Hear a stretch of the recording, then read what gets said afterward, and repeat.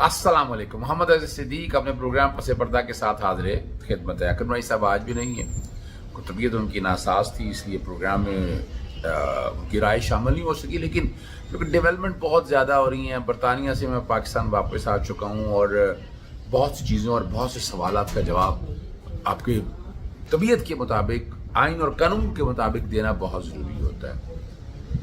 आप जो सवाल करते हैं, मेरी कोशिश होती है कि किसी ना किसी तरीके से उसका जवाब मैं ज़रूर टाइमली दे दूं और उसके लिए मैं हालात और वाक़यात बनाता रहूं।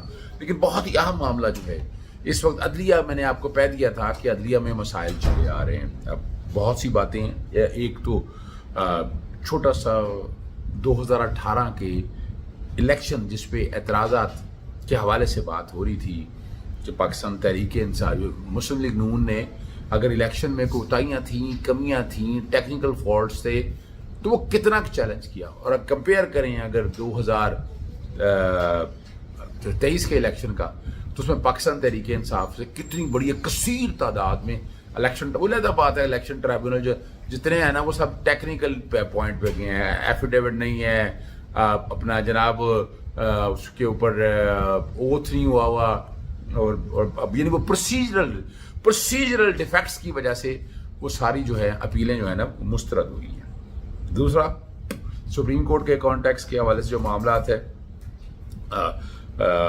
एक जज हैं जो लाहौर हाई कोर्ट से जूनियर जज थे और सुप्रीम कोर्ट में एलिवेट हुए, उनका बाहर जाना यूके में मैं भी मौजूद था और ये बात मतीउल्लाह जान ने और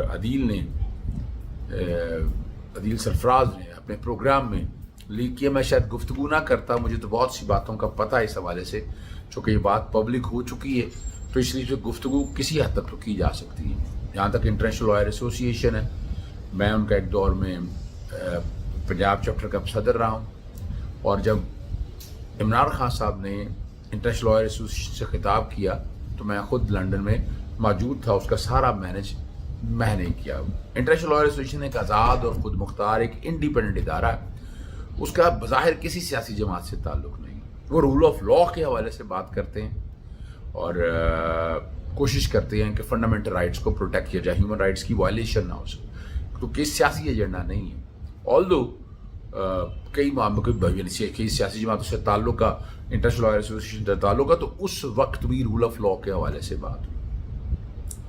लेकिन जस्टिस शाहिद बिलाल हसन जब यानी वो तो एक सेमिनार की शक्ल थी, गालिबन किसी जगह जाना हुआ, इकट्ठे हुए वहाँ पर, तो वहाँ इन्होंने, चूँकि जज हैं, सियासी लीडर की गुफ्तगू करना और बात है, जज को सियासत में नहीं पढ़ना चाहिए और सब जुडिस मैटर में गुफ्तगू भी नहीं करनी चाहिए, ये याद रखना।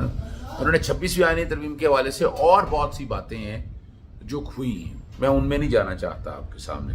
सबसे पहले तो ये है कि ज़ाती मसरूफियात छुट्टियों पे थे और गालिबन बेटी की जो है वो सुना जा रहा है कि शायद कन्वेंशन भी तकरीब अपना तकरीब में भी जाना था।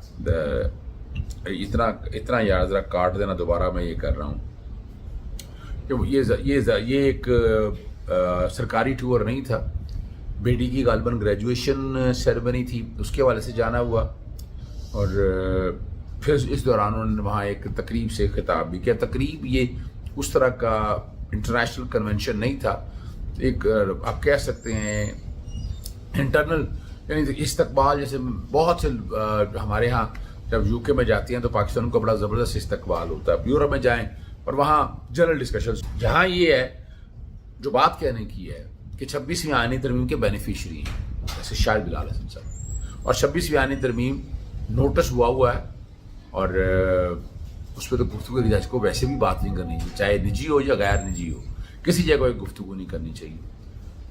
और जिस तरह भी गुफ्तगू की है, बहुत से सवाल उठाए हैं और लोग यही बात कर रहे हैं कि ये उन्होंने मिसकंडक्ट किया। मैं उनमें डिटेल में नहीं जाना चाहता हुआ, ठीक है, लेकिन ये तो पता है कि आईनी बेंच के जो फैसले आए हैं उनमें ये बेंच का हिस्सा थे और ये जूनियर के तौर पर ले जाए गए। यानी आईनी केसेस तो बड़े कम सुने हैं और जो से सुने हैं वो मेरे ही केसेस सुने हैं। मुझे तो पता है ना कि इन्होंने उससे कबल जो मेरी एक कि उससे पहले कॉन्स्टिट्यूशनल इश्यूज कितने किए हैं, ये एक बड़ा ज़बरदस्त सवाल है। آپ نے آئینی یعنی یہاں کہا یہی گیا اور وہاں تقریب میں بھی غالباً یہی انہوں نے کہا تھا کہ میں سول میں بہت ایکسپرٹ ہوں. تو سول میں ایکسپرٹ تھے تو سول میں چنا گیا جسٹس قاضی فائز کے حوالے سے. لیکن ماضی کی تاریخ اگر دہرا کر دیکھتے ہیں تو میرے کہ جب میں 26 دسمبر 2023 کو جب پاکستان میں آ گیا تھا تو اس کے بعد میرے بہت ہی اہم کیسز جو ہیں یعنی سیکشن 215 جو ہے taking away symbol is banning a party کہ اگر سمبل لے لیا جائے تو اس کا مطلب ہے پارٹی پہ بین لگ جائے گا. بین لگانا مقصود ہے. اس کی وائرس کو چیلنج کیا اور وہ رپورٹڈ ججمنٹ ہے. اگر کانسٹیٹیوشن یعنی اس طرح کی اتنی بڑی میں نہیں دیکھ سکتا, میں دیکھا میں نے آج تک فیصلوں کا, اس فیصلے کو میں نے چیلنج کیا ہوا ہے اور اس کا لارجر بینچ بنا ہوا ہے. ابھی تک وہ بینچ ابھی سماعت ہی نہیں ہو پا رہی. اب یہاں سے اندازہ لگا لیں جسٹس علی باقر نجوی صاحب بھی وہاں چلے گئے ہیں سپریم کورٹ میں, تو یہ لگ نہیں رہا. اس میں انہوں نے کیا کہا اور یہ مس انٹرپریٹیشن آف لا کی جیسے شاید بلال حسن نے, انہوں نے کہا کہ 17(2) کے تحت بیسیکلی 17(1) میں پولیٹیکل پارٹی کو ٹریٹ کر گیا, ڈسمس کی. حالانکہ 17(1) کے تحت وہ ایسوسیشن کا ایلیمنٹ ہے. 17(2) میں پولیٹیکل پارٹیز آتی ہیں تو پولیٹیکل پارٹیز کی انٹرپریٹیشن جو ہے 17(2) کے تحت ہونی تھی. یہ بہت بڑی قانونی غلطی ہے اور غالباً ججمنٹ اپروف اور رپورٹنگ بھی کر دی تھی. مجھے اب یاد نہیں پڑتا لیکن وہ ججمنٹ میرے پاس تو موجود ہے اور اس ججمنٹ کو درست ہونا بہت ضروری ہے اور الٹیمیٹلی جب لارجر بینچ بیٹھے گا تو وہ درست ہو جائے گی. پھر یہی نہیں ہے, ان کے سامنے سیکشن 144 کو چیلنج کیا, یہ بھی ان کے پاس لگے. یعنی اس سے پہلے میں نے تو اتنے سے جب ہے میں نے تو کبھی وہ آیا نہیں کیسے ان کے سامنے جب چلے میرا نہیں لگا یا باقی میں نے نہیں دیکھے ان کے پاس. پھر سیکشن 232 کو چیلنج کیا جو 5 سال کو لمٹ کرنے والا معاملہ ہے, وہ بھی ان کے پاس لگا. ٹھیک ہے نا جی. سیکشن 57 کی وائرس کو چیلنج کیا کہ جس میں الیکشن کرنے کی ڈیٹ جو ہے نا, الیکشن کی جلدی سے جو تاریخ دینے کا وہ صدر اور گورنر سے لے کر الیکشن کمیشن کو دے دیا گیا. اب یہ سارے معاملے جو ہے نا اور وہیں سے اندازہ ہو گیا تھا کہ بہت جلدی اوپر جائیں گے اور الٹیمیٹلی وہ آگے. سوال میرٹ یا میرٹ ڈی میرٹ کا نہیں ہے لیکن کوشچن ایک بڑا واضح سا ہے کہ آئینی بینچ میں انہیں تو سول بینچز میں زیادہ لے جانا چاہیے تھا. یہ میں سمجھتا ہوں, میری اپنی ذاتی رائے ہے. لیکن آئینی بینچ میں گئے اور پھر وہاں جو سوالات ہوئے, جو مشکل باتیں آئیں, لیکن جو کنٹروورسی جنریٹ ہوئی نا کہ یہ غالباً 18 جولائی کو انہوں نے وہاں کو خطاب کیا تھا, 18 جولائی کو. اور 18 جولائی کو جب کوئی اور ڈیٹ ہوگی مجھے نہیں ایگزیکٹ یاد ہے, ستمبر کو پریس ریلیز کیوں جاری کی گئی؟ یہ بڑا ایک اہم سوال ہے. 18 اگست ہوگا, 18 جولائی کہہ رہے ہیں, 18 اگست جو بھی, میرے پاس ڈیٹ نہیں ہے اس کی. تو یہ 3 ستمبر کو پریس ریلیز کیوں جاری کی گئی؟ ضرورت کیا تھی اس بات کی پریس ریلیز جاری کرنے کی؟ یعنی کنٹروورسی خود چھیڑ دی. مجھے بھی پتا تھا, بہت سے دوستوں کو وہاں پتا تھا کہ وہاں کیا ہوا, بڑے سخت سوالات کا سامنا پڑا, لیکن وہ بات دب گئی تھی. لیکن یہ ایگریویٹ کیا ہے 3 ستمبر کو, ضرورت نہیں تھی. ٹھیک ہے نا جی. اور مقدمے پینڈنسی کے حوالے سے بات انہوں نے کی ہے اور اظہار خیال بھی کیا ہے. اور آئینی بینچ کو پارلیمان کی مرضی کا عین عکس جو ہے انہوں نے قرار دیا اور کہا کہ آئینی بینچ پارلیمانی ارادے کے مطابق ہے. یہ ایک سوال جہاں تک آیا اور یہ اب آپ کے سامنے میں نے رکھ دی یہ بات. اب آگے بات آتے ہیں جسٹس منصور علی شاہ صاحب اور جسٹس اطہر من اللہ کے بارے میں بڑی باتیں شروع ہو گئی ہیں. یار وہ آئین اور میرے بڑے اختلافات رہے ہیں جسٹس منصور علی شاہ صاحب, لیکن یہ میں بتا دوں کہ وہ انٹیلیجنٹ بہت ہیں, آئین اور قانون کو بہت زبردست سمجھتے ہیں. اور یہ سینیورٹی کا جو پرنسپل توڑا گیا وہ جسٹس قاضی فائز کا ساتھ دیا تھا, وہ ساتھ دینا چاہیے تھا. ماسٹر آف روسٹر والا معاملہ ہے جو ان کی جو ان کا خلاف ریفرنس فائل ہوا تھا, ریفرنس بڑا واضح تھا. آج تک منی ٹریل نہیں دے سکے جسٹس قاضی فائز کے حوالے سے. اور جس پہ احسان کرو اس کے شر سے بچو. پھر الٹیمیٹلی ہم نے دیکھا جسٹس قاضی فائز کا سپریم کورٹ میں رہنا ہی اس سارے نظام کو خراب کرنے کے مترادف تھا. تباہی و بربادی کہہ دیں یا جو مرضی آپ کہہ دیں. ٹھیک ہے. اب ہمارے دوست ہیں طیب بلوچ صاحب, وہ جسٹس سعید منصور علی شاہ کو مس کنڈکٹ کے حوالے سے بات کر رہے ہیں, 26ویں ترمیم کے حوالے سے, فل کورٹ کے حوالے سے. یہ ہم نے کہا تھا فل کورٹ بنانے کے حوالے سے. تو ایک سوال تو بنتا ہے نا, ابھی تک لگایا کیوں نہیں ہے؟ آپ 26ویں آئینی ترمیم کے جو بینیفیشری ہیں اس کے مطابق کام کیا جائے. 26ویں آئین لائیں, جو بھی فیصلہ کریں, بحث ہوگی, ڈیٹیل بحث ہوگی, لوگ بات کریں گے, آپ جو مرضی فیصلہ کیجئے گا, کوئی نہیں روکا کسی نے. फुल कोर्ट बनाने में क्या मसला है, बैठे ना ये जजेस भी बैठे चले आगे। वहां उन्होंने जो बात कही थी उस वक्त, जो जस्टिस सईद मंसूर अली शाह ने जो बात उस वक्त कही थी वो ये थी कि ये वाले जजेस जो हैं ये उस बेंच का हिस्सा नहीं होने चाहिए क्योंकि बेनिफिशरी हैं। और बात बड़ी जेन्युइन है, बहुत बड़ी जेन्युइन है।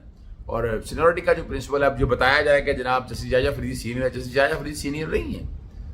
Senior justice Saeed Mansoor Ali Shah, justice Munib Akhtar senior है, उसके बाद जस्टिस जायजा फरीदी का नंबर आता है तीसरे नंबर पे। ये किसने कह दिया कि ये सीनियर है? हम अल जहाद ट्रस्ट पुरानी जो पाकिस्तान की कॉन्स्टिट्यूशनल हिस्ट्री है या जुडिशल हिस्ट्री है उसके अंदर ये प्रिंसिपल तय हो चुका हुआ, उसमें ये बातें सारी वादे तौर पर आ चुकी हैं, ठीक है ना जी।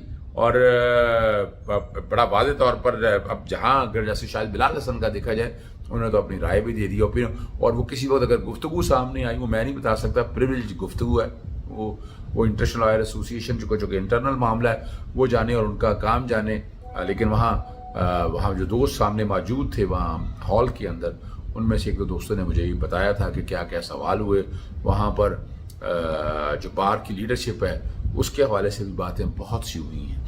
चलें, बात जो बड़ी अहम करने वाली है और वो ये है कि सुप्रीम कोर्ट ऑफ पाकिस्तान का फुल कोर्ट का इजलास 8 सितंबर यानी कल होगा।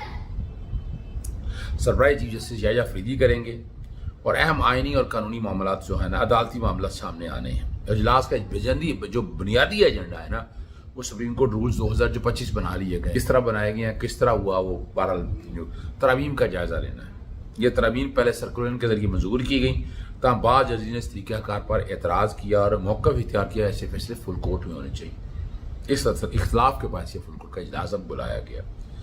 5 सितंबर 2025 को जस्टिस सईद मंसूर अली शाह ने चीफ जस्टिस को 7 सफ़ात का मुश्तमिल खत लिखा, अहम सवाल उठाए और जजेस की छुट्टियों के जनरल ऑर्डर 26वीं आईनी तरमीम मुकदमा पर फुल कोर्ट न बनाना, प्रैक्टिस एंड प्रोसीजर कमेटी का इजलास न बुलाने और रूल्स की तरमीम के तरीक़ाकार पर एतराज़ात शामिल हैं। उन्होंने मुतालबा किया इनके सवाल का जवाब जो है ना जुडिशल कॉन्फ्रेंस में आवाम के जरिए दिए जाएँ। ये खत इजलास के अहम वजूहात में शुमार किया जाता है। तकरीबन 1 साल से 26वीं आईनी तरमीम के खिलाफ दरखास्तें ज़ेर इल्तिमा और जो बराह रास्त खुद मुख्तारी से मुतल्लक है, जैसे मंसूर अली शाह ने जो मौक़िफ़ इख्तियार किया इसका फुल कोर्ट तश्कील जाए और तमाम और जो इसमें जो जजेस तैनात हैं उन जो बेनिफिशरी हैं उसके उनको इनमें शामिल ना किया जाए। और अब मामले में फुल कोर्ट बहुत ही अहम हो चुका है। तादाद बढ़ाने और नई तैनातियों के हवाले से भी आपने देखा कि कई जजेस जिस तरह उठाए गए, जिस तरह ले जाए गए, इसमें मैं तो नहीं समझता कि अदलिया की आज़ादी बरकरार रखी है। जजेस की तैनातियाँ और आगे लेके जाना फैसला वो लोग कर रहे थे जो एग्जेक्टिव थे और जिनका अपना रोल बहुत ज़्यादा है।